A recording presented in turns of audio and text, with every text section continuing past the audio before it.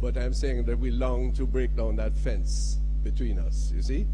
We have our distinct traditions, and we have many differences, but we must not any longer, we the Jamaican people, and we who profess the Christian faith in Jamaica must no longer allow the differences of the 16th century to ambush the message of the gospel to Jamaicans in the 21st century. We are planning a series of monthly forums such as this. We have plans for the next 3 already, and we hope that this will become a regular feature, an ecumenical feature of engagement, of discourse. So on behalf of Joseph Pereira, the chair of the St. Michael's Board, who is apologizing for his absence, on behalf of Deacon Peter Espute, the Dean of Studies, and the faculty here and students, we welcome you and encourage you to allow us to stay in touch with you and to make this a tradition of interchange, which we're kicking off with Noel's exegesis this afternoon. Thank you so much for being here. Thank you very much, Deacon Thwaites. Reverend Thomas.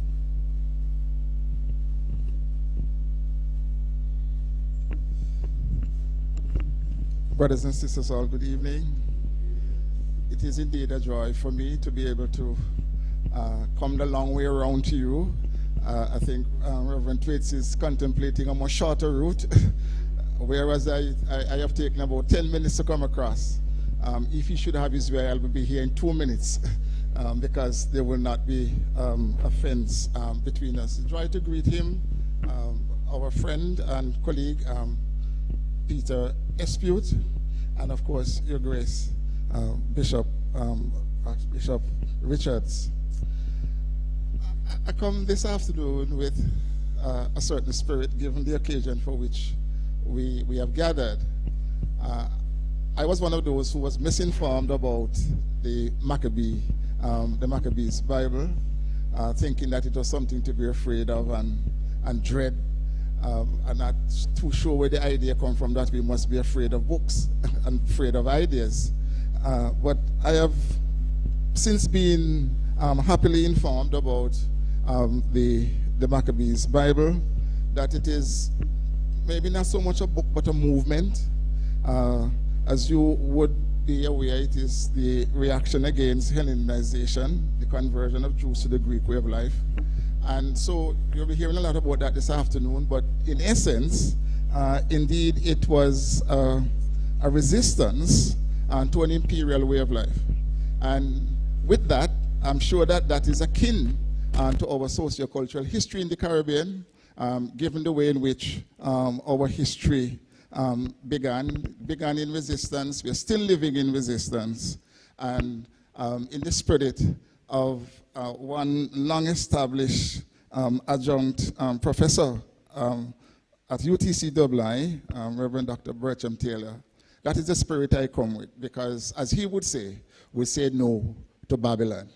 And so I have come in that spirit of resistance, and certainly not resistance against the fence, but resistance against empire. Happy to be with you. Thank you so much, Reverend Dr. Thomas.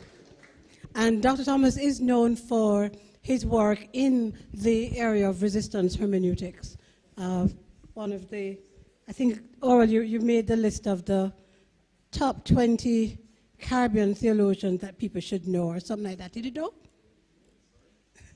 There's a list that's out there of top 20 Caribbean theologians that people should know. I think you made it. All right, so we're going to turn over to the man of the hour, Mr. Noel Wilkins, and it's my pleasure to very briefly introduce you to Noel Wilkins. Many of you would know that Noel and I have been friends for many years. And on this instance, he's actually my graduate student, and I'm very proud of him, and he's going to be here sharing with you some of the work that we've done together.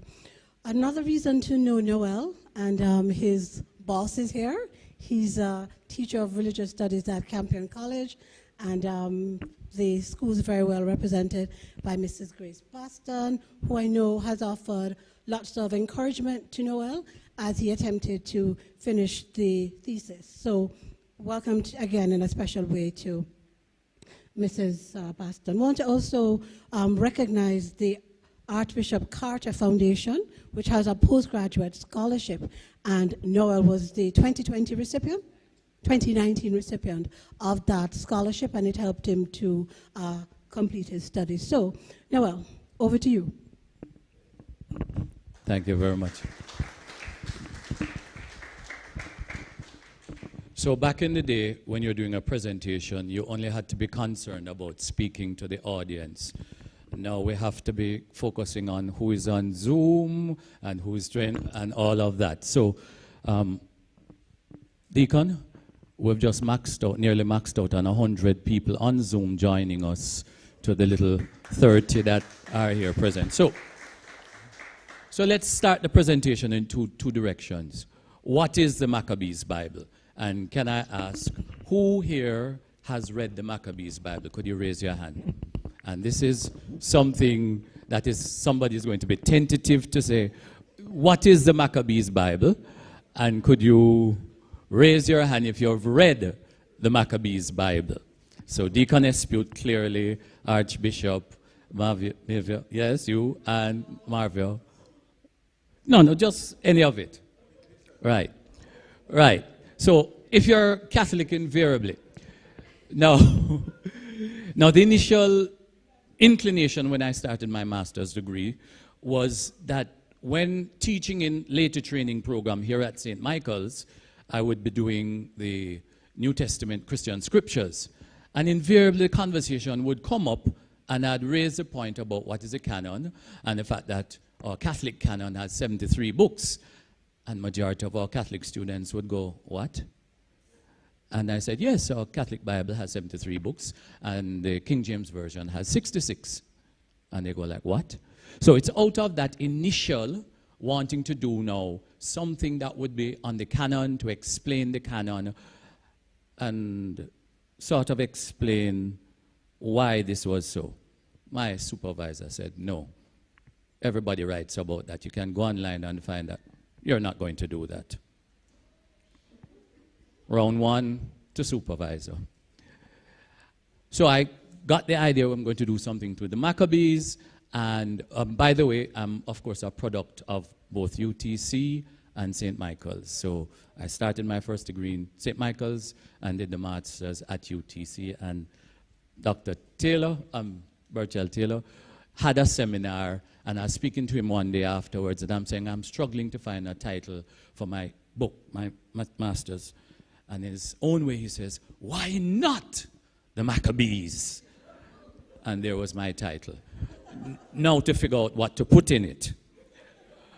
So, and anytime you hear me or anybody who says, a stroke of brilliance came to me, was that Gleaner Online made available, you could now access articles from 1834 and do a word search all the way through to the present.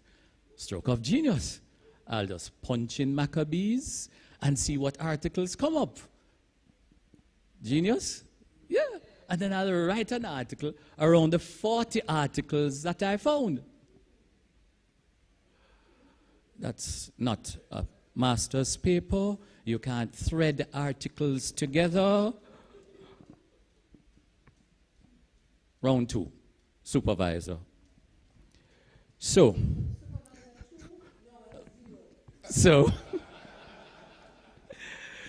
the song, Bring Back the Maccabee Version, a very popular hit song in the 1970s to mid-1971 by Max Romeo. It expressed resistance to the status quo regarding the use of the King James Version while calling for the black man's Bible. So, the black man had his Bible. They took the black man's Bible and gave us the King James Version. Keep that in your mind. There are a couple of things you're going to need to keep in your mind. So clearly I said, this is something good, I can do Maccabees, and we started to explore. Regrettably, I wanted to have resistance against this topic because I saw clearly ahead of me I was going to have to engage Rastafarianism in some way, shape, or form. But we went on. So this call to action reflected on the experiences of the enslaved ancestors at the hands of the colonial masters, as well as the use of the Bible as a tool of oppression. But what exactly is the Maccabees Bible? Spelled M-A-C-C-A-B-E-E-S. I'll come to that in a second. Or the Maccabee version that the Rastafarians were calling for. And in what way was it associated with the books of the Maccabees? So this Maccabee version in the song, how is it connected to the book of the Maccabees? Now, you're going to hear us Catholics in Deacon Espute's voice. They don't know that they're calling for the Catholic Bible, and they're calling for the Maccabee version, and they don't realize it's a Catholic version. So I'm indebted to Deacon Espute because his article started me as a first article that would now present the views of what the Maccabee Bible is. And take my word for it, your opinions are going to be, say the other one, I'll leave you to conclude what is the Maccabee Bible in a few minutes, up to 20 minutes. So far, the Rasta says it existed during slavery. However, as Dr. Thomas expressed, this is a book to be feared, right, Dr. Thomas? So deep within our culture, I have experienced anecdotal stories of people expecting us fear of the Maccabees Bible.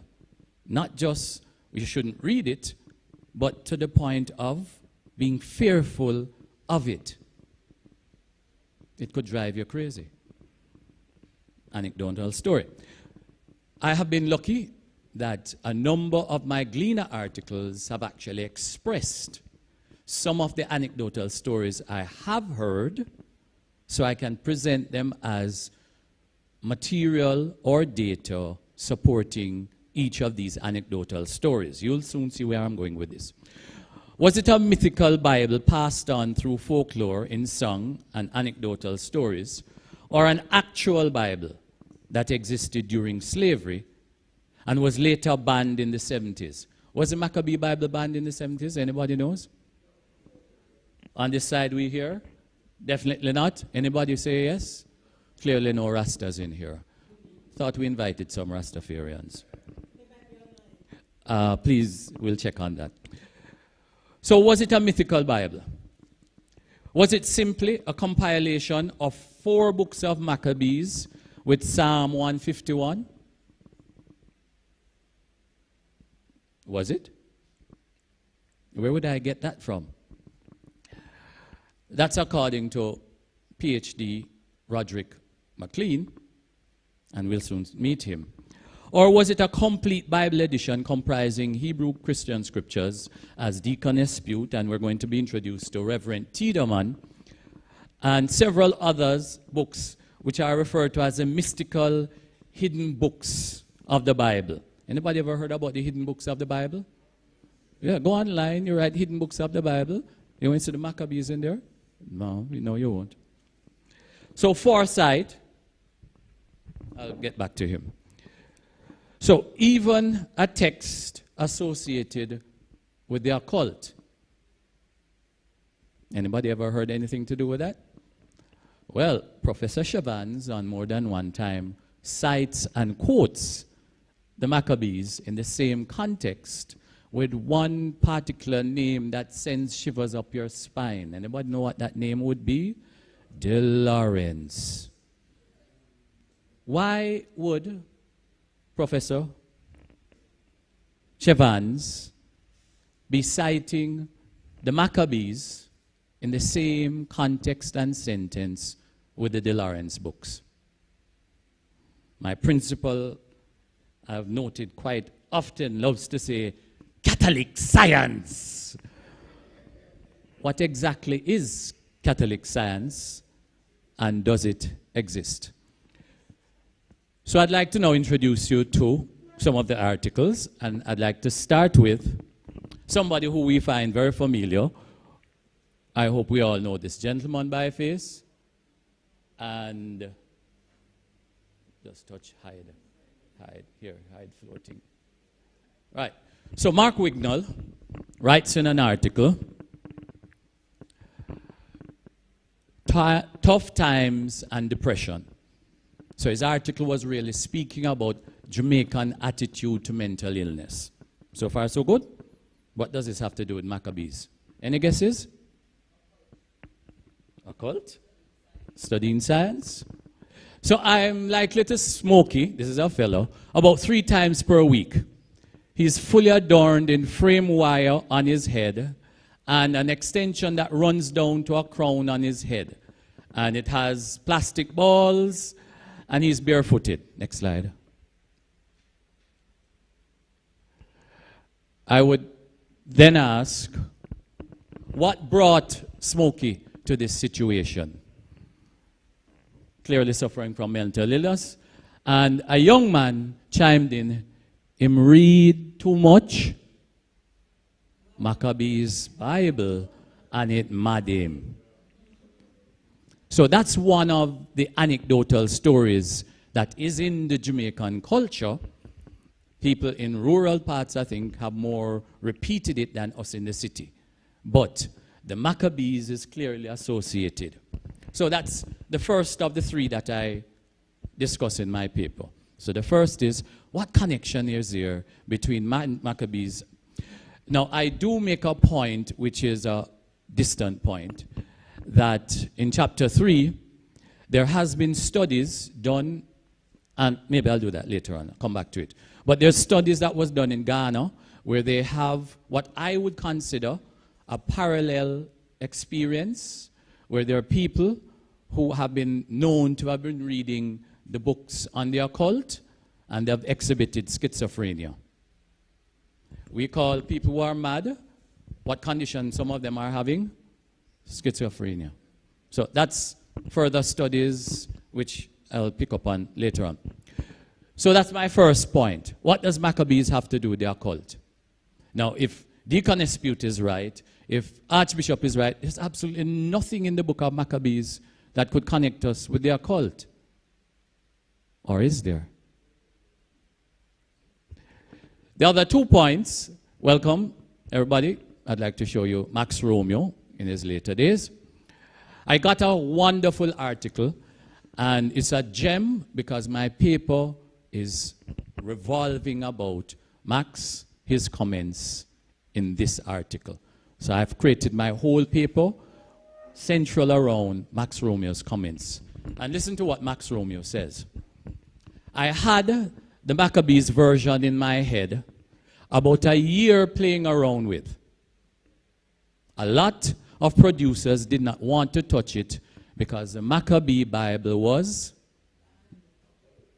banned. But these erstwhile gentlemen say, no, it was never banned. So what could Max Romeo be talking about in print? This is an interview. Everybody with me so far? There we go. His second comment is puzzling. They feared I would face reprisal. Romeo also stated that there were other banned books, and these books were ringing in my head. What does he mean by that? I make a speculation as to what it means, and I make a speculation as to which books he's referring to. And notice he says, the other books that were banned, implying to me that the Maccabees is banned as well as the Lawrence books. I have one student who is ready to graduate already. Thank you, Deacon. So my method, it's Control H, Alt H. It's to take off the bar off the screen. So the method of study is narrative analysis. It explores the many anecdotal stories. As I said, I use a research word on Maccabees in the Gleaner. I came up with 40 articles, and the 40 articles were across the range. Some were archaeological. One was about the orchestra doing the Judas Maccabea symphony. in the Jewish synagogue, a range of articles. But can you imagine? You all have been missing so many articles on the Maccabees in the Gleaner. But it's over 100 years or so, so it's a long time. Anybody recognize anybody in this picture?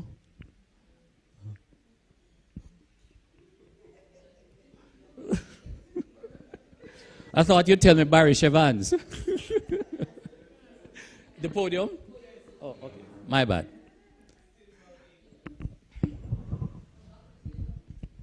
No, he isn't in this one. Sir Jankee. And I put it under the research method picture. Everybody? Get the connection? Research method? Okay, all right.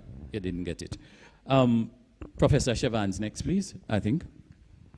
So additionally, research was done and scholarly work looking at if you Catholics want to claim the Maccabees Bible. The Maccabees is a Bible because it contains what books? Hello, what books? The books of the Maccabees. Are Catholic Bibles the only one that contain the books of the Maccabees? No.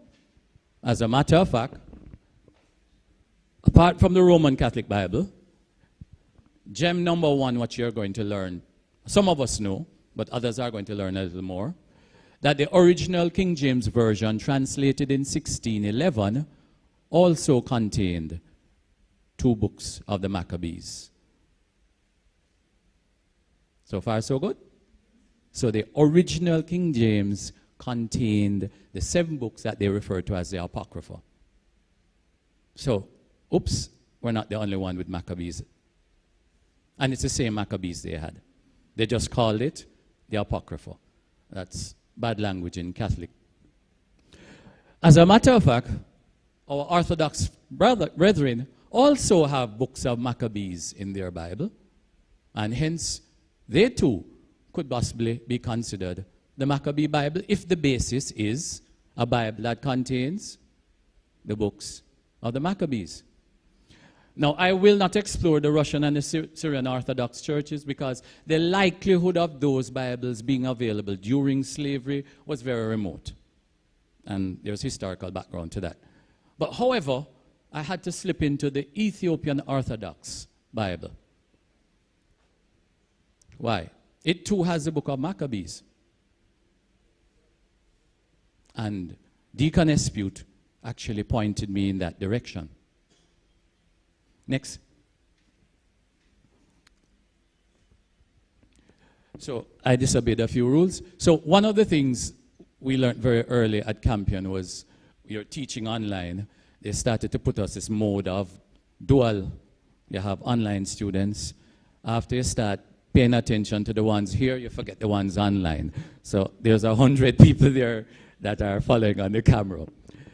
And I also disobeyed the rules about crowding your slides. I'm sorry, too many words. So let's start with something that I noticed and tell me if I'm being pedantic here. The presentation is? Okay. Just go over there. Yep. And then share. So, as we're going along, I observed something which I wonder if you take note of, and would it mean anything to you? That Professor Chevans and the people he interviewed. So remember now, Professor Chevans is Catholic. He wrote Catholic songs, and my supervisor again slapped me and said, don't say anything about Professor Chevans. He makes comments, interviews his Rastafarians in his books, and he reports the spelling of the Maccabees with one C, M-A-C-A-B-E-E. So it can be Maccabee or Maccabees. Foresight, most of you may recognize that picture. It's a very popular picture. That's the original version of Foresight's book. This is the updated book belonging to my supervisor. Foresight also uses a M-A-C-A-B-E-E.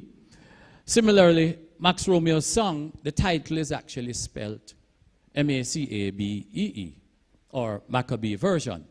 Maybe I'm being pedantic. Next slide. I do, however, notice that those articles that I have from the learned religious gentlemen, all without exception, spelt it M-A, 2 C's. So, Reverend Dispute spelled it just like how it is. Paul Tiedemann, who will meet in a few minutes, also spelled it with 2 C's. Reverend Earl Thames, he also. Roderick McLean, and I may introduce him now. My research took a deep bend when I discovered this book. The book is entitled The Original Maccabees Bible. What's happening to my research here? First, I start out with 2 books in a Catholic Bible, and I now find that a PhD, and we're going to see him in a few minutes, has compiled 4 books. First Maccabees, second, third, and fourth, and Psalm 151 in a compilation. However, in his preface, in his notes, he makes no comments at all in regard to why he called this book the original Maccabee Bible, makes no assertions that anybody else makes in all of the other research. He only puts it together. But it's, how many books of the Maccabees? 4. Now, I didn't go through the technical explanation of the difference between the 4, not necessary for this presentation. By the way, Deacon, if things go well and this goes well, I think we should ask that this be done next year and put it as a Reggae Month event, because we're focusing on the Maccabee. It really is. It's a Reggae Month. The key point about this presentation is the Maccabee Bible and the Maccabee version. So next year we can, I mentioned to Dr. Perkins on Sunday and thought, you know, we missed a good opportunity of having it as a Reggae Month. Reverend Kaplan, who is now, sorry, not Reverend, sorry, Jewish rabbi, strike me if you heard me say that, he enters the fray. And he too speaks about the Maccabee Bible. There's one thing that I observed, and you're going to observe as well. Even though these writers are authorities in their churches, many of them with PhDs, the positions that they are presenting are not necessarily consistent with their religious group's position. So they're not speaking. I have 10 minutes left, so I'm halfway through. Great. So Reverend Kaplan, who is Jewish, here's a Jewish Tanakh, does not contain the book of Maccabees at all. He insists there is a Maccabee Bible. So the research does develop into some very curious observations. Go back one slide for me, please. I wanted to point out 2 things. Just go back one, just for the information. So this is, and Reverend Thomas, remember when we celebrated the 400th anniversary of the King James Version? I can't tell them that I was over there from this time.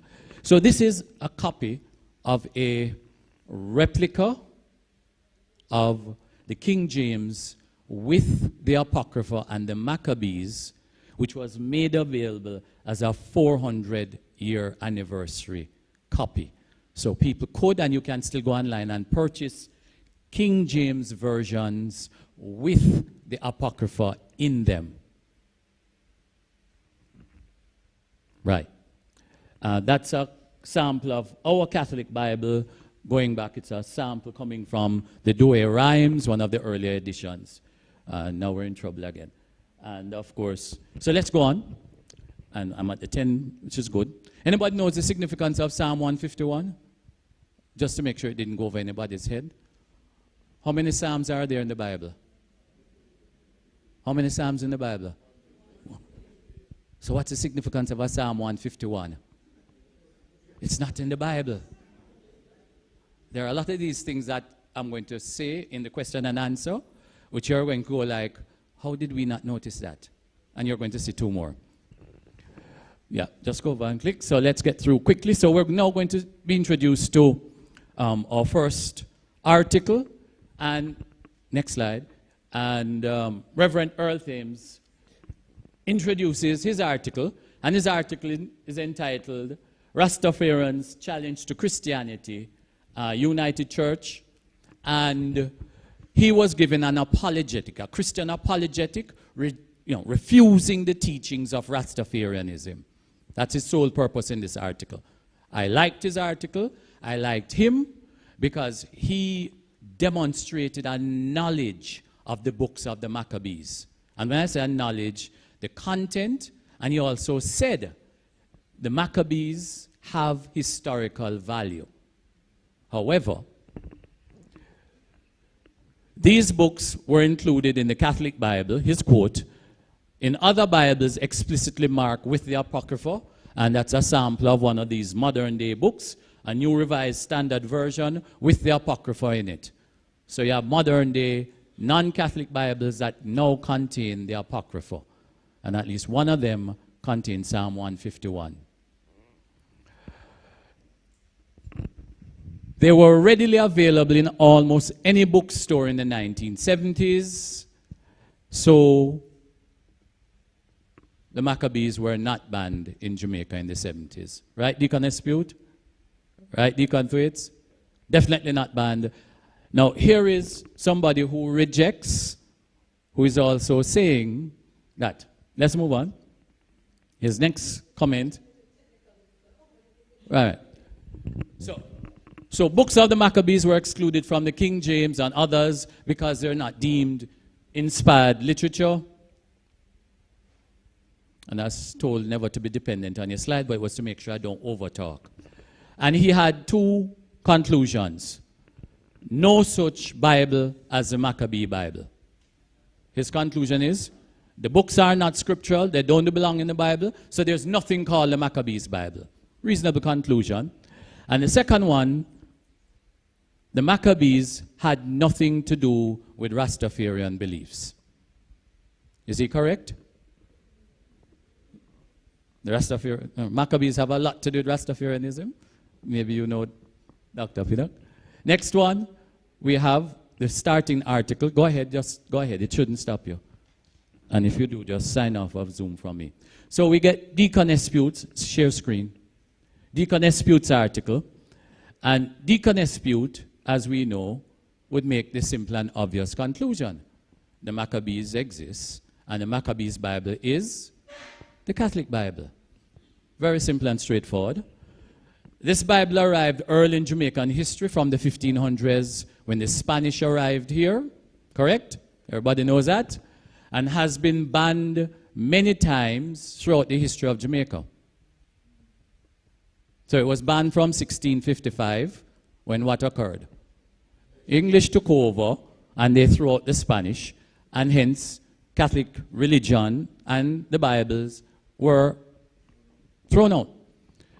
What we don't know that there was a brief period in 1688 where when King James II was, he lasted only 3 years. He was actually a Catholic king. He actually reinstated in Jamaica a Catholic who was to be governor. Unfortunately, he only lasted 3 years. They threw him out. I mean the king, not the governor. And then the governor died. So it was again legal for 3 years, and then again was banned. But then in 1790-something, in England, they allowed Catholicism to return. Catholics started to return in Jamaica and set up shop again, and then became legal again. But since 1790 onwards, the Catholic Bible has never been banned again. So it was legal during the 1700s in Jamaica, but illegal before that. So anybody's comment about the Maccabees Bible being seditious during the time of slavery, hold that thought in the top of your head. Also, it wasn't banned in the 70s, which we all agree. Here is Deacon's actual words. Rastas prefer the Maccabee version, that's us, Catholic Bible, to the King James version, even though over the decades they've had to be using the King James because them don't have no Catholic Bible, or them put fire upon Rome, as Protege says. Yeah. Haile Selassie himself was a member of the Ethiopian Orthodox Church in ways similar to the Church of Rome, except for the acceptance of the authority of the Pope. Deacon Espute just gave me another thought. What other Bible contains the Maccabees? And if the Rastas preferred a Bible, which one would they prefer? That makes sense to me. So, Deacon Espute, thank you. You led me in the next direction to start looking at the Ethiopian Orthodox. So, next comes in Paul Tiedemann. He's from the Reformed Lutheran Church. And he has a fantastic article that excited me, because his argument was reggae reveals church involvement in slavery. You want to take a guess which song is his starting point? Maccabee version. So here he now comes, and listen to his argument in his article. So he quotes Maccabee version, the song, and then he says, fully well, so he has a PhD, he believes the Maccabee Bible is actually the first edition of the King James Bible, which did contain the Maccabees, and contained the Maccabees for 200 years. Not until 1827 were the books of Maccabees officially removed from the King James, while both editions, one without the Maccabees was available, and one with the Maccabees, meaning the Apocrypha, both were available during this period. His argument went on further to say there are 4 books of the Maccabees. Oops. This book arrived with the Church of England in the 1600s. The slave masters influenced the removal of the books of the Maccabees in 1827, when the Bible Society officially, after the Apocrypha controversy, refused to print any more Bibles with the Maccabees in it, or the books of the Apocrypha. Anytime you hear say Maccabees, it means the whole books of the Apocrypha. So it's not until 1827 that these non-Catholic Bibles cease to be carrying the Apocrypha in them. 1827. When is this in relation to slavery? 1827, what happens a few short years after? Yeah. So he's claiming, that's fine, he's claiming that they tried to take out the Maccabees to prevent the slaves from learning about the revolt. So he demonstrates a knowledge of the content of the book of Maccabees. Tiedemann further posited that they were unsuccessful, as the enslaved of the West Indies came to identify as deeply with Judas Maccabeus of the books of Maccabees as they did with Moses of the Exodus.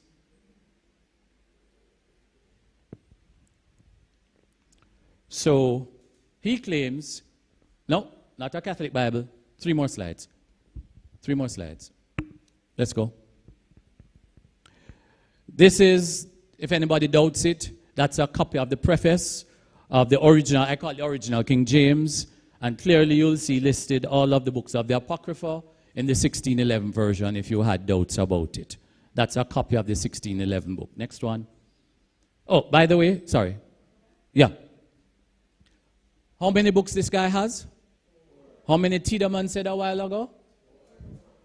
4 books of Maccabees and Psalm 151 were later added to a revision of the Bible, but not until 1975. Next. Next, you're going around. Yeah, there we go. So Rabbi Kaplan, Jewish, served in Jamaica. He writes an article. The Maccabees Bible existed during slavery. It was seditious for the enslaved to have this book. Kaplan and Tiedemann both made the connection with the books, the Maccabees song. So both of them quote the Maccabees song. Both of them say the Maccabees Bible exists. He made no indication of the number of books of Maccabees. Tiedemann said it was 4. The original King James Version was only translated with 2. Tiedemann made an error. Glaring error. So that puts in question a part of his theory. But his theory makes sense if you know the Maccabee song. The Maccabee song says, we got the black man's Bible first, the original King James with the Apocrypha. Then they took it from us and then gave us back what? The King James without the Apocrypha. So it makes sense if you know the history, but it doesn't make sense in the context of history. You'll see. Last one. So, as I said, the original King James, the original Maccabee has some Rasta connection. He's Guyanese, but Miguel Lorne is the one who published it. Interesting, isn't it? But it makes no assertions about Rastafarianism. Definitely not. Definitely not. So the point that this is, you'll soon see the point, Deacon Escute, you'll soon see the point. The point that this makes is, it's not a complete Bible. It's singularly just somebody who pulled the 4 books of Maccabees together and put them in a compilation. But why would he call it the original Maccabees Bible? Who claims it's the original King James Version, claims it's 4 when it wasn't.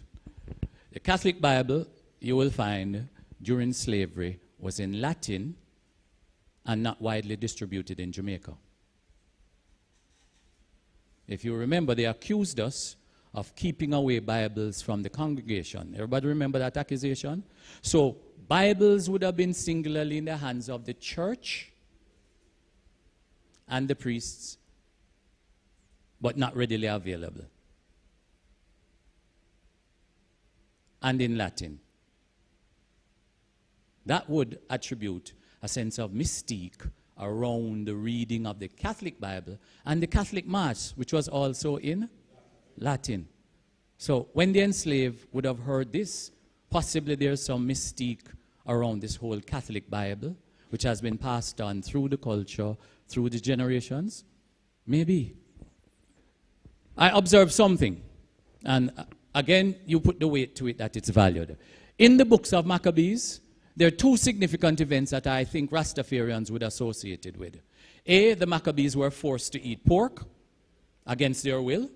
B, they were punished by the authorities. Their Bibles, their books were going to be damaged. Everybody with me so far? Next slide. No. Next slide. You're making it look like one. Hilton, Professor Dr. Hilton made these comments. Mike, these are his comments, that Rastafarians had gone through the experience of their locks being chopped off. They've gone through all of these things, being forced to eat meat. I have not, and you can't draw a conclusion from the absence of evidence because it could be there. None of any of the Rastafarian sources that I've encountered have ever mentioned any of these references. Not even Barry Chevans. None of the Rastafarian sources I encountered made any of these references at all. And that's including up to Chartdown Babylon, which I had a look at. Almost there. So, none of the people on the Rastafarian side who speak about the Maccabees Bible mention any content, any quotation, any reference at all to an event in the book of the Maccabees on the Rastafarian side. The ones who made the claim about the Maccabees Bible being a Bible all use the double C. The ones who speak about Maccabees and make no references all have the single C, without exception. And this is where the cliffhanger hits. Now, everybody who quotes the Maccabees are quoting whose song? Right. Now, but what exactly is the Maccabees, the view of the Maccabees by the Rastafarians? A, the Maccabees was originally written in Amharic, which is a language of Ethiopia. B, it was corrupted by the King James and Catholic Bible so that Bibles used to evangelize and save would support the philosophy of the European slave masters. See? Had valuable books from the ancient original Bible that the Roman Catholic Church and the King James sponsored removed. That's according to Forsyth. And this was an effort to keep the mystical wisdom writings away from the majority of black people. That's according to Chevans. Last comment and then I'm finished. I have not found, and I keep going back to this. I have not yet found one source that gives you all of the references to the Maccabees in any Rastafarian literature. You have to pick all of these together to come up with this. No one document presents. So Joe starts it off very early. I saw you have a copy of Dread. So he starts it off with two of his references. That's this. So he has two references. And all the other references you have to pick and pull together. Last one and we're done now. No, go on. Go on. I'll leave you with this. The Ethiopian Orthodox Bible is unique. It has 81 books in its canon, even more than the Catholic Bible. Originally written in Amharic and translated into Ge'ez.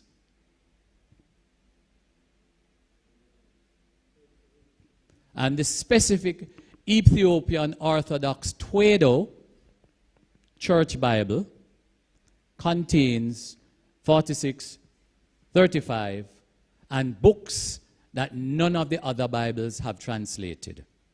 If you put the pieces together, every one of the things that are quoted by the Rastafarians a while ago, this Bible meets the criteria. And we're done. But here's a challenge with it. This Bible was never available in the Caribbean, as far as we know, not during slavery.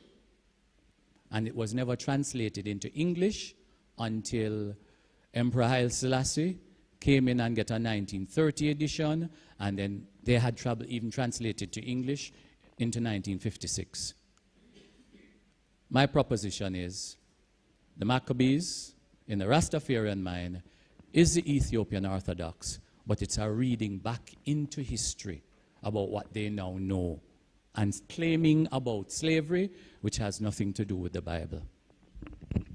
Thank you.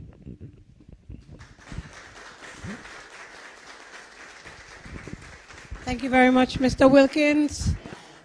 We are way over time for half an hour presentation, and you recognize, of course, that there is a lot more there than he could have given you in the time. So we'll allow the question and answer to break open some more of that, the methodology and so on.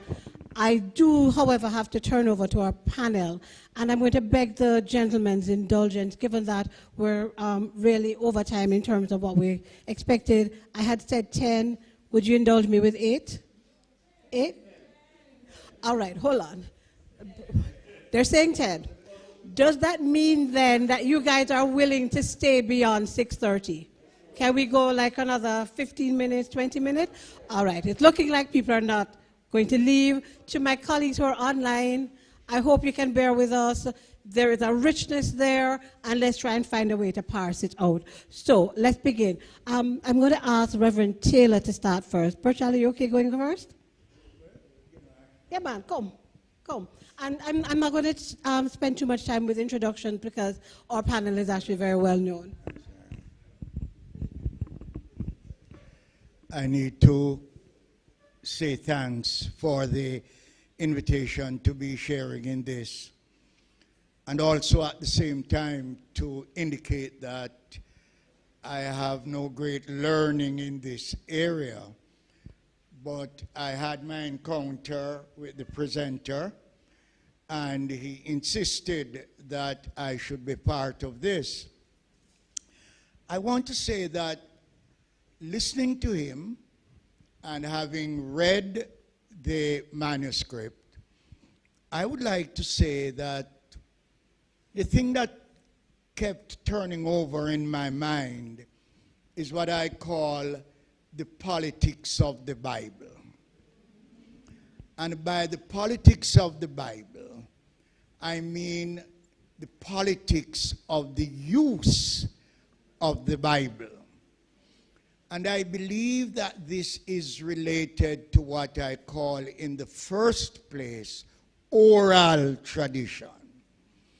And that there was a long stretch of oral tradition about the Bible, about the use of the Bible. And in that time, the Bible became an instrument, a means, and sometimes even a weapon. And it was used to manipulate. It was used to condition. It was used to persuade on the assumption of what was in the Bible, but nobody was reading what was in the Bible. It was just mere oral tradition as to what was in the Bible. In my view, where there is oral tradition, there is also conflation. And therefore, as the oral tradition develops and more information gets into the place, then we are getting different versions of the story. The fact, the real fact, take it like the fact that the Ethiopian Bible was not here as a printed version. I don't know how information traveled from Africa to this country. And that could have happened in many and different ways, by oral tradition and by passing on certain things. And because the Bible or the Bibles and the use of the Bible were for a long time part of oral tradition, we got various versions of what existed in the Bible. Secondly, I think that what we are learning today is that one of the great things that existed in the lives of the oppressed people was what is called hidden transcript. And there was the hidden script where these people communicated amongst themselves what they believed, and never ever became part of the public transcript. Only later, when people were becoming more literate, in my mind, that the hidden transcript, because there were various different stories about what was in the Bible, and what was in what Bible, people developed certain theories. When I was growing up, and that's a long time ago, but when I was growing up, I heard very early in my life, and my people were Christian. You know, I grew up in a Protestant Christian family. I heard in a long time that there were books that were not included in the Bible. And these books were really being hidden from us. What did not come out but was in the thesis is that when they talked about these books, they also included in them 6 and 7 books of Moses and the Lawrence. So when they talk about hidden books and books were not there, they were not just what Protestants refer to as intertestamental books or apocryphal books, but they, in my mind, when I was hearing it, it also included 6 and 7 books of, because they did not make that kind of distinction.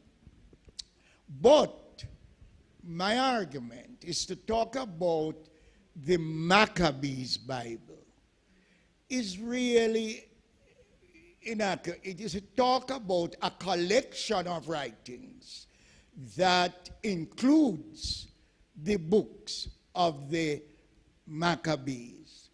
And it seems to me that the books that would have been of great interest are 1st and 2nd Maccabees in particular, which would be really dealing with the Antiochus Epiphanes and what he did in middle 2nd century. Really heard that they forced, they set up an altar in the temple, sacrifice pigs on it, forced the people to do this. So my own belief is that when people talk about the Maccabees, this is just my belief, they are talking about the collection of writings that includes the Maccabees. And at some level, people also think that this must be identified with the 6th and 7th books of Moses. As I close, I would say that I do believe that increasingly people are coming to see, and Protestant Christians are coming to recognize the value of these books that they do not regard as belonging to the Protestant canon from 1827, because indeed the original King James Version did have in these books, and then again it's politics in my mind. It's the politics of the use of the Bible. I close by saying this. I believe one of the trouble, and as the church, and we are in the age in which we are, we need to bear in mind right now that we do not only teach people the Bible, but we need to teach people about the Bible. I think that that is vastly important, because we teach the Bible, but we don't teach people how the Bible came together. We don't teach people how the canon was shaped and formed. And people, at least in certain sections of the church, people believe the Bible dropped out of heaven.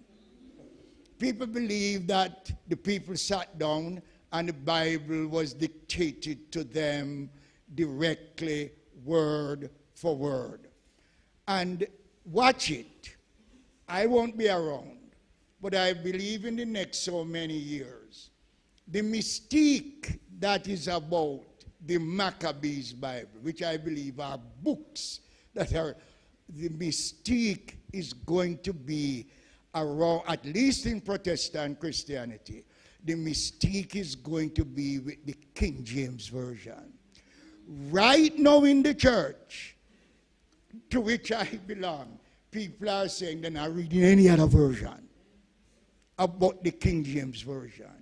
And it is only that version that is the inspired word. So when you read Jerusalem Bible, New International Version, Revised Standard Version, you are not reading the Bible.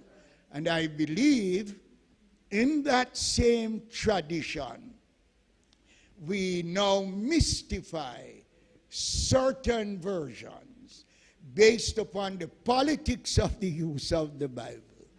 And I am appealing that in the church, we do not only teach the Bible, but teach about the Bible, that people may better appreciate what is in the Bible and how the disclosure of God was transmitted through the fragility of human beings. Thank you very much.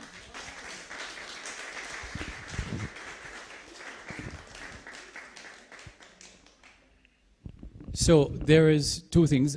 So while I was researching, I did venture a little off and got slapped by my supervisor again.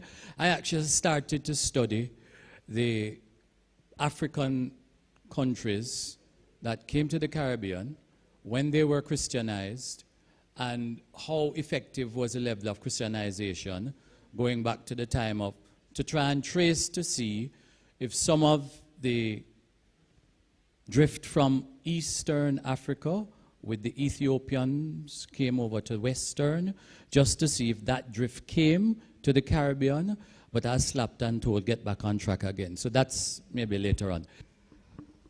As the only non-theologian on the panel, I'm sandwiched between two eminent theologians. First of all, I'd like to congratulate Noel on his thesis, which I've had the chance to read.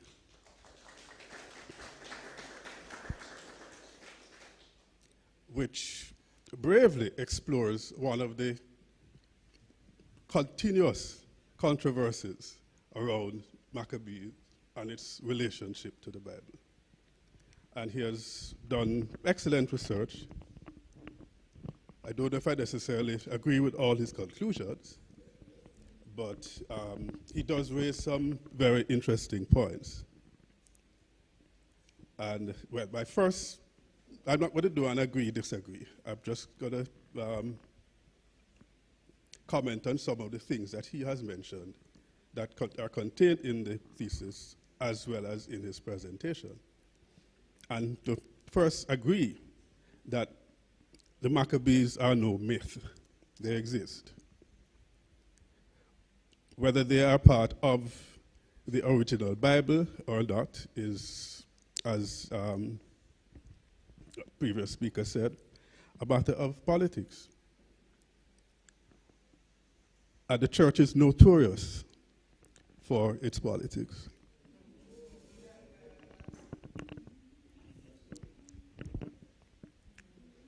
I don't hear any voice of disagreement there.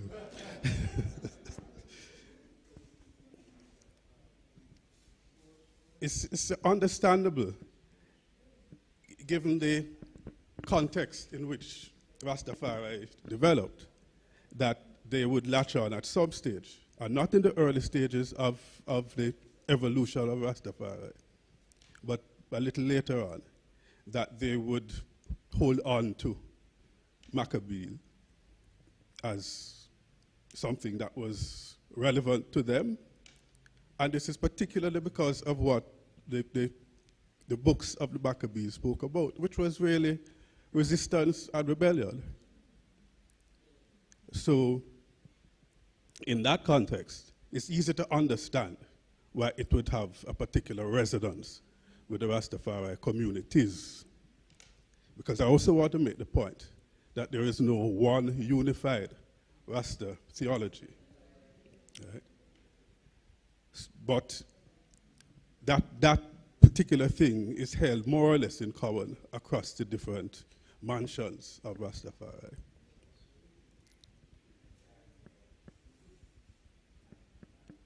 The alignment of Maccabees to the Lords is not something that I'm particularly familiar with, but again, I'm not surprised because of the way in which the discussion around the books of the Maccabees arose.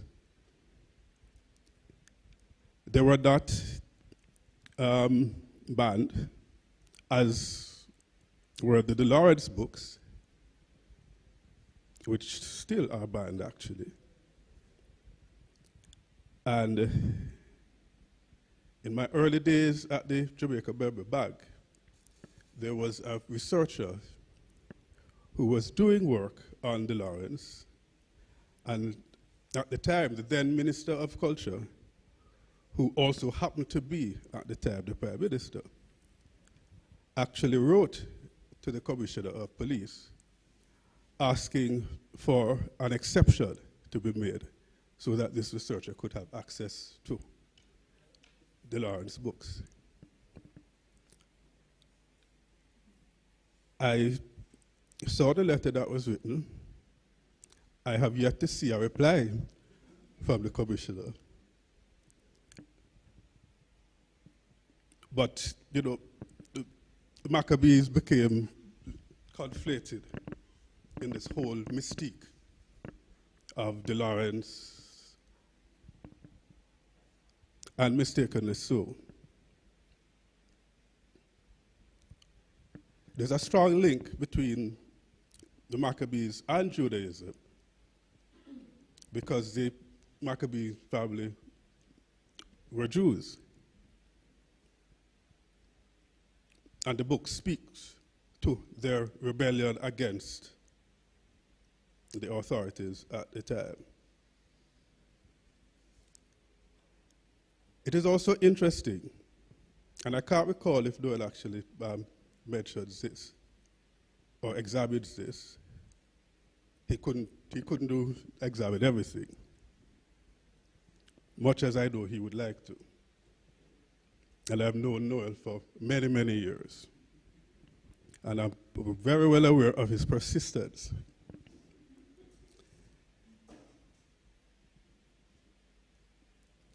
It is interesting that on two counts that the Rastas are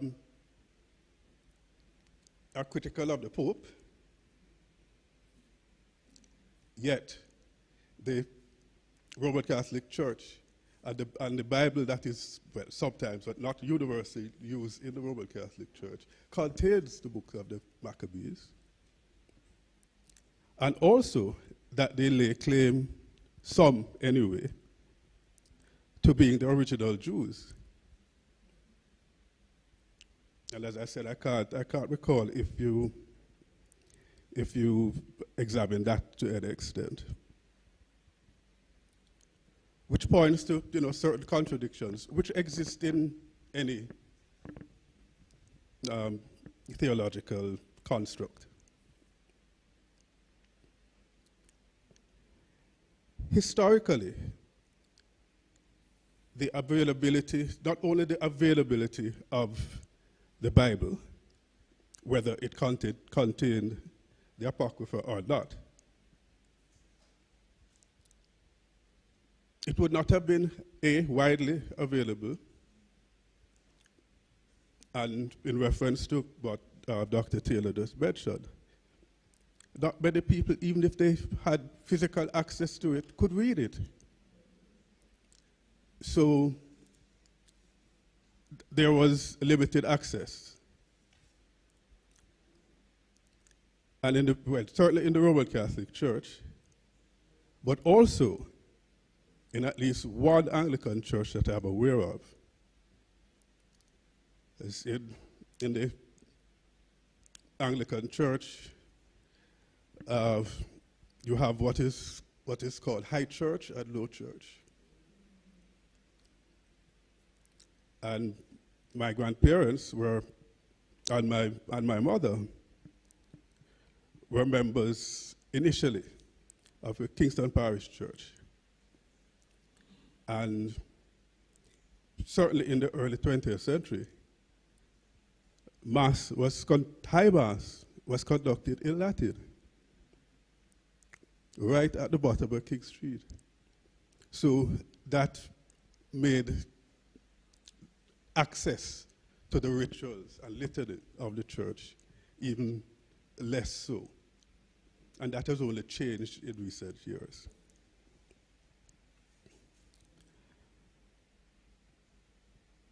The point of Maccabees resistance, the evolution of Rasta is resistance, not exclusive to them, but they have been one of the most strident set of voices speaking to anti-colonialism and freedom from colonialism in the modern world. And I leave it at that for the time being. Thank you. Bernard, thank you very much. Thank you. Deacon Thwaites.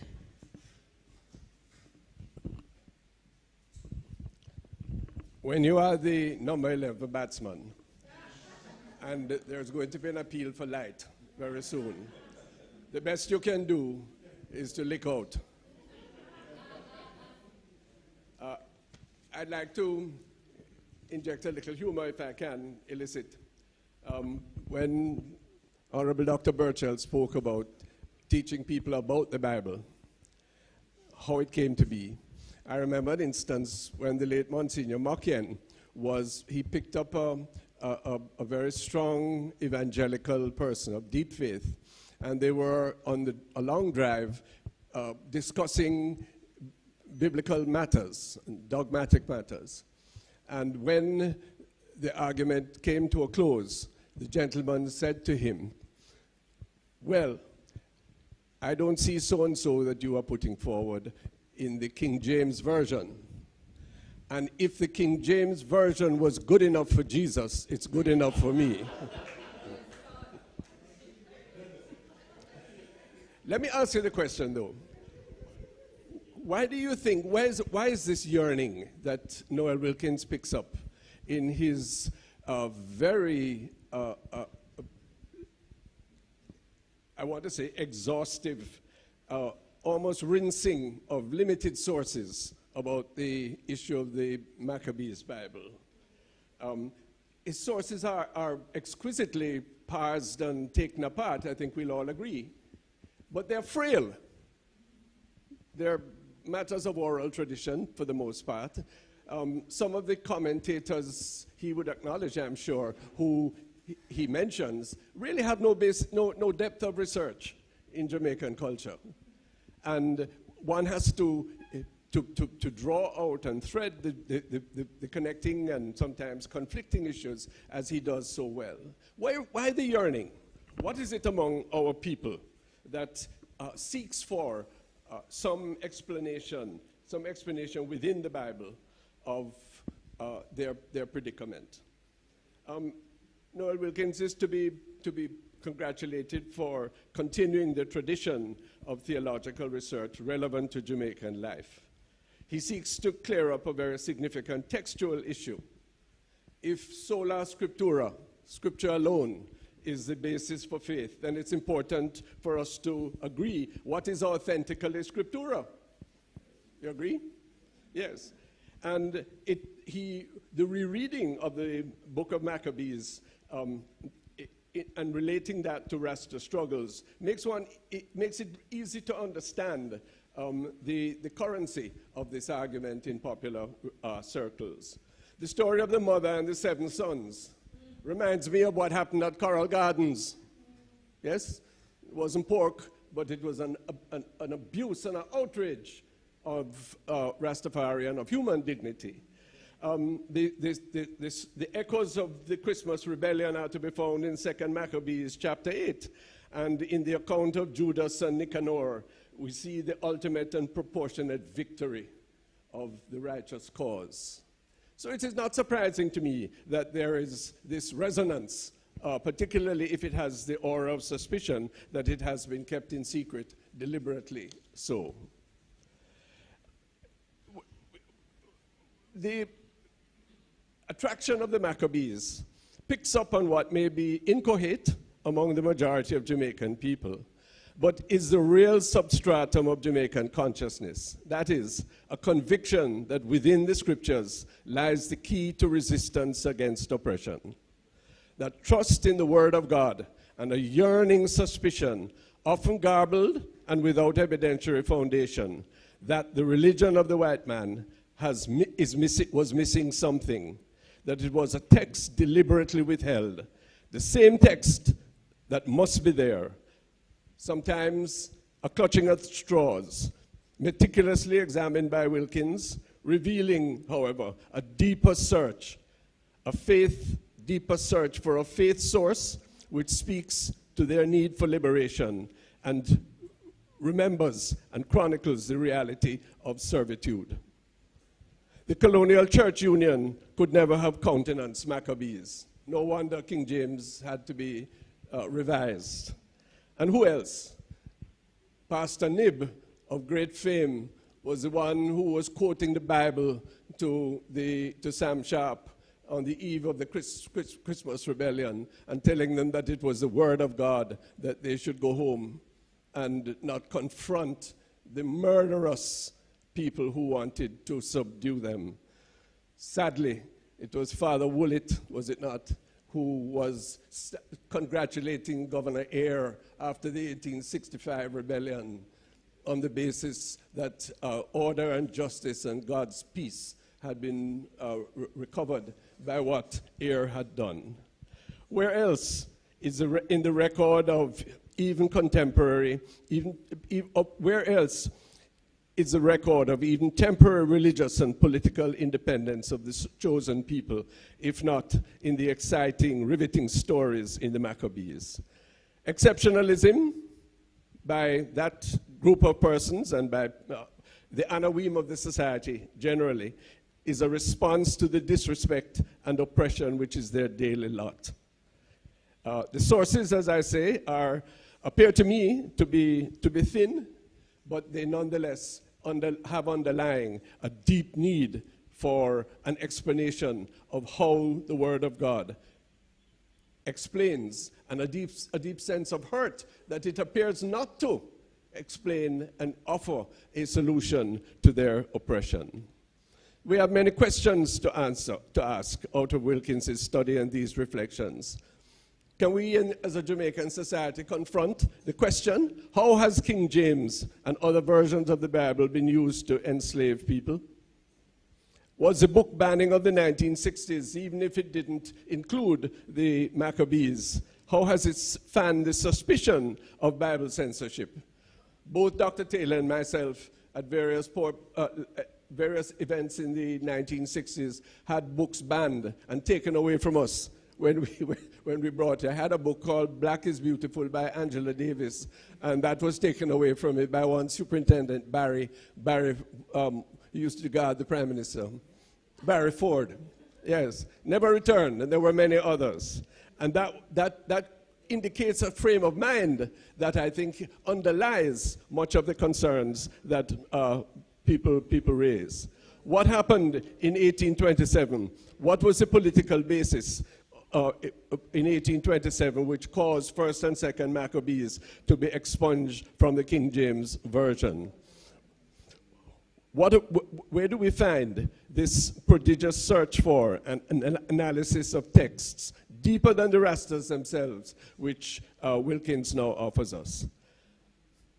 Appropriated, sanitized, and diluted, the Bible is often used as a defense of the kind of crony capitalism which still keeps down the Jamaican people. There must be a writ against oppression, the Dread are telling us. The stretch, the search for the Maccabees, and the struggle and victory, it is alleged desperately, it is hoped to contain. This is a valid cry from the base, from the Dread. It is a hope for agency, for deliverance, to be able to achieve something of material and yet cosmic performance. Not dissimilar to what we in the Catholic Church draw from the Maccabees, the efficacy of prayers for the dead, of purgatory, and most comforting of all to me, the communion of saints. So what I'm asking us to do is to appreciate what Wilkins has done, but to look behind it at the politics, at the deep spiritual longing which is at work among those who yearn for the Maccabees Bible. I thank you.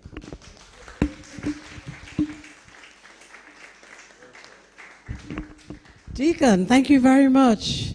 Reverend Taylor, Mr. Jankee, gentlemen, thank you very much.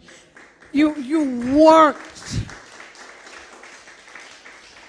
to pull out and to get behind what Noel was attempting to do. And the beauty of it was that they actually read the manuscript and so had the breadth of what was in actually inside the manuscript, as opposed to what you managed to present very quickly, but in some way long-windedly to everyone that is present here. But good job, Mr. Wilkins. I would like us to spend some time taking questions, and then we probably could look at one or two of the comments online. I know our beloved Deacon Espute has been chomping at the bit, I'm almost afraid to give him the microphone. Peter, come 1 minute or less in the challenge that you're going to present to our key presenter, or you can also engage with our panelists as well.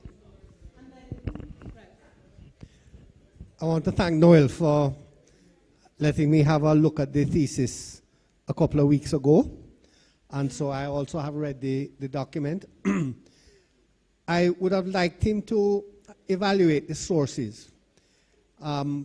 Was it really true that the Maccabee version was around in slavery? If so, only books it could have been would have been the Douay-Rheims version. There was a English version, by the way, Noel. Right, it was before the King James version. A lot of people don't realize that. The Douay-Rheims, the Catholic English was before. But, so that would have had the Maccabees in it. And indeed, looking at the historical record, the first Jesuits in Jamaica, Duperon and Cottam, wrote back to England asking them to send carton boxes of Bibles. So there would have been English Bibles available, but they came, of course, in 1837. So 100 years later is when the Rastas started. When did the Rastas become aware of the Maccabee version, so-called? And what could it have been in the 1830s, 40s? Again, the recent thing that Michael Lorne published couldn't be it. Rabbi hadn't even come yet. How did he know that it was in slavery? I mean, I've read a bit about him. I don't know if I consider him a credible witness at all. So that leaves us with the Catholic Bible and the King James. The thing that I was also looking forward to seeing in your thesis, which I didn't see, is there something like that called the Maccabees Bible overseas? I mean, to say if we had it in Jamaica, we didn't produce it. It would have to be produced in the US, England, or somewhere. And you didn't check that out, because there is no thing called the Maccabee Bible anywhere. If it was banned in Jamaica, there would have to be copies elsewhere. But there are no copies elsewhere. So it is, in fact, this Maccabee Bible is just a colloquial expression used to describe either the Catholic Bible or the King James Version. I don't believe the Ethiopian Orthodox came to Jamaica in the 1970s. When they came here, they studied here at St. Michael's. I was here when they came. That Ethiopian Theological Bible could not have been here before then. So I think that by process of elimination, we have to come down that the King James or the Catholic Bibles is what some people got a glimpse of and called the Maccabee version. Deacon, thank you very much. I have a strong suspicion that Noel doesn't disagree. I think you leave it there for the moment and you can pick it up back at another point. Come on, Rev. And did I see a hand round back? Thank you so very much. Noel, thank you so very much for your explorations. Really, really enticing. And thanks to the panelists who responded. I just want to pick up a little on where Deacon Thwaites left us, to ask the question, how far did you go? Because I'm particularly interested from the perspective of resistance, liberation theology. So how far did you go in making the connection to Rastafari's mystical roots? And perhaps their connection, and this I believe Mr. Jankee might be interested in as well, perhaps the connection to their roots in the Bedouinite community, where, so we wouldn't necessarily be seeing any separation between occult and their teachings, but that this would be the alternative sources of power, or powers that they were tapping into to fuel the revolt or their resistance. Did you look at that? Because I don't have the privilege of seeing the thesis, so what are those connections that you would have made?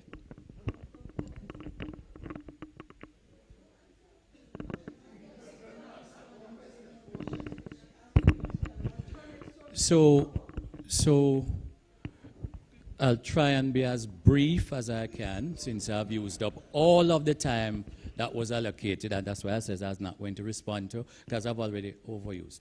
So there are two sets of things that I want to raise a point about. I didn't do chapter 3 at all. This is all in chapter 2, which simply was asking the question, what is the Maccabee Bible? And the conclusion of chapter 2 is, any one of these are just people's views, and there isn't something called the Maccabees Bible, as Deacon Espute pointed out. It is a mythical name for a document. Chapter 3 goes on to explain what I raised in the presentation with regards to use of the words and use of the language. I strongly depended on Barry Chevans, who did tremendous work. So my conclusion, which will be helpful in some regard, is that the Maccabee Bible is actually a fictitious name for either one of the books of the Lawrence or the collection of the Lawrence. And hence, if that were the case, the Maccabee Bible was banned in the 70s. But it had nothing to do with the books of the Maccabees and nothing to do with the Bible. That's my conclusion for those who read chapter 3. So my argument is, this thing called the Maccabee Bible doesn't have a definition. It doesn't have, and in the 70s, when people were passing around, according to studies done by those who were studying De Lawrence, I'll remember her name in a few minutes, she said these books were being passed along by many of the people sitting in another room, not here. And there was deep interest in these De Lawrence books. Erna Bradbaugh. Erna Bradbaugh pointed me in the direction, and I then explored the titles that Erna Bradbaugh raised. Those titles were the banned books. I then tie back Max Romeo's only comments that he made. A, the Maccabees was banned, the De Lawrence were banned. B, the other books were ringing in his head that were banned. The 6th and 7th book of Moses. So my conclusion is that the Maccabee Bible is just a title use. And my basis for that is I do not.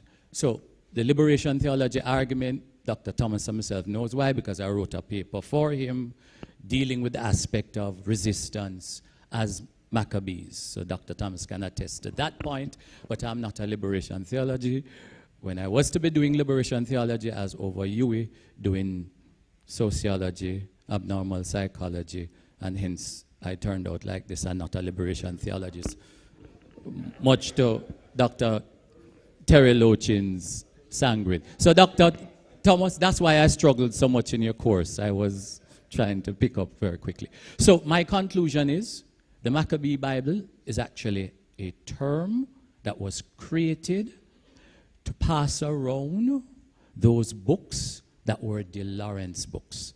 And the comment I was making about the 6 and 7 books of Moses, that's exactly the title that Toots has on this song that Christians are singing morning, evening, noon, and night, that have the names of the books of the Bible, but they don't realize the title of song is talking about an Obia book.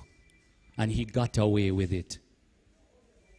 The 6th and 7th book of Moses is banned, is a De Lawrence book.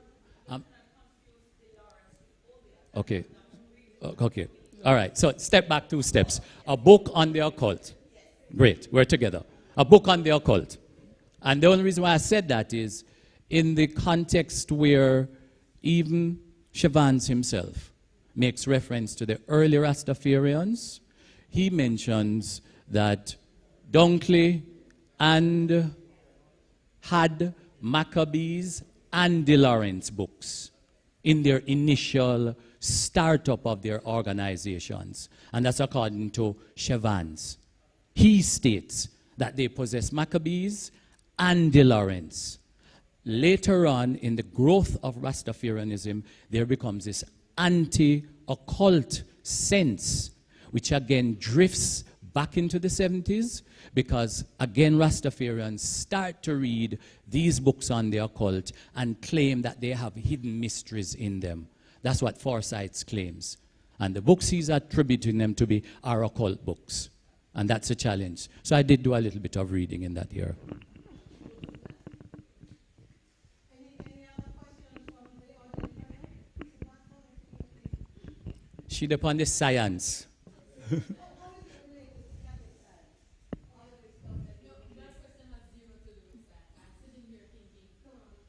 All right. While Mrs. Baston is here, can I just make a quick comment? There's a book called Albertus Magnus. There's a reason for this, everybody. Please look it up if you wish. It's a book on the occult, and it's titled The Secrets and Magic of Albertus Magnus. Anybody have an idea of who Albertus Magnus is? It's Albert the Great. Albert the Great was one of our great Catholic scientists, but the book was not written by him, but the title is attributed to him. Possibility of the old tradition coming from Africa with respect to the Maccabee Bible. I think that is a likely possibility, that maybe there was some association that, as Noel make mention of the Ethiopian Orthodox Tewahedo Bible that it had in the Maccabees version, if that could have been passed on to the Africans, and then it became a part of the old tradition, and then in their conversation was mention of the fact that, oh, we are the Maccabees books, etc. And then it became a part of the folklore, and it will be something to explore later on. If Deacon allows us to have a follow-up session next year, we will have a part 2, and the following year a part 3, and by then, if there is any funding for PhD, and if the God wills it. So I'd like to take this time now to thank you all. First of all, thank Almighty God for bringing me to this point and this long, extremely extended journey in completing this thesis. I'd like to thank him first and foremost for putting people in my journey that have facilitated this process. So definitely St. Michael's and the team at St. Michael's where I started, and definitely the team, Dr. Thomas and UTC, I've sent my regards. Thank you very much for accommodating me and always, always, always making me feel welcome and feel a part of the UTC family. So, may Boti sit on two sides of the fence, can go over. I'd like to thank the Archbishop Carter Fellowship, 1999. Archbishop Richards was the one who, symbolically handed me over. Can you come forward for me, please, so I can symbolically? This is what the first picture looks like. So symbolically, I'll just hand over a copy to the fellowship and thank them. You can put it. You can put it back down. Archbishop, you can put it. No. That's for the picture. I'd like to thank, especially my editors and those who read and reviewed my paper. Donna, I'm going to single you out in public. Thank you very much. But there's a long list of persons who I kept going to and asking them to please reread. Miss Cook was another person. The Headleys reread my paper, and every time they sent it back to me, I wondered what I wrote initially, because the writing didn't look like anything I did. I wish to thank them. I wish to thank the librarians, my queen, Royal Althea Smith here, who loaned me books and loaned me books and loaned me books, etc. And our librarian, Gillian, over UTC, please tell him, Dr. Thomas, that I sincerely express my gratitude for the assistance they did. The librarians over at UWI, who came in at the last part and did the editing and review of all of the citations. I also wish to thank my family, of course, my very tiny, small family, my brother Chris, my mother, and my father, and my Aunt Joy, who coincidentally worked with Bernard Jankee at some point at the Institute of Jamaica. She too did a lot of reading and assisting with the research. My supervisor, Dr. Perkins for chairing tonight and guiding me. The quality of the paper is reflective of how meticulous Dr. Perkins has been in this journey in ensuring that I've stayed on track and to be focused. Deacon Espute, his article really pushed me off, and there are a number of people who along the way assisted me in the various aspects that I've gone. I thank Deacon Thwaites, who on Boxing Day we had this conversation to say, could we do this presentation, and we hope the next series that continues in these monthly presentations will bring out and have online as many people as we did tonight. I thank all of the deacons who have come here to support me. They know they have a special place in my heart. And I'm done now. The deacons were the last on my list. So I thank you all for coming out. I thank those who are online. And I look forward to Father Mario, please, to come forward.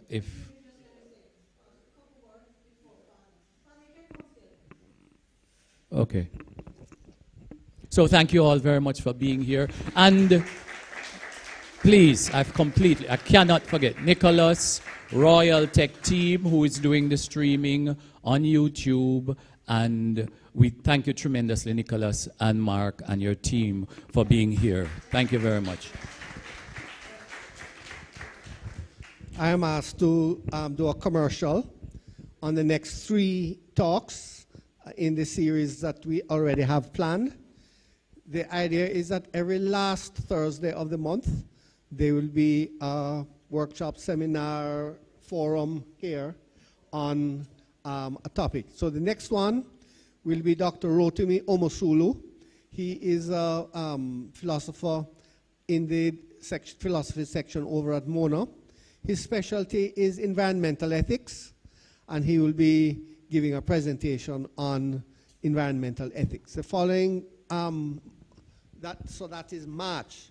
In April, it will be Jesuit Father, his name escapes me now, Ronnie. Father, no, Perkins, Ricardo Perkins, who will be giving he hasn't given me the topic yet, but look out for him. And then in May, it will be Father Peter Hunter, Dominican priest living down the road, who, none of them are women, no. Right.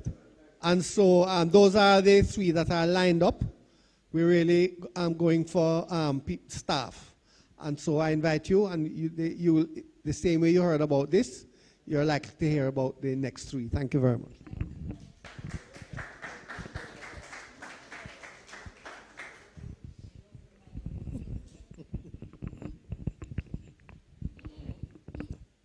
Please stand. In the name of the Father, and of the Son, and of the Holy Spirit. Loving God, we thank you for this day. We thank you for every gift that you have given us this day. We thank you especially for the gift of knowledge that we have received in terms of your sacred scriptures.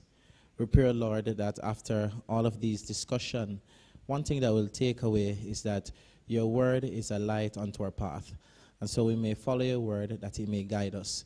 Bless this institution and continue to bless more persons to dig deep into the truth of the scriptures, that it may guide our lives. We ask you to bring us home safely to our different destinations. All of this we ask in the name of Jesus Christ our Lord. Amen.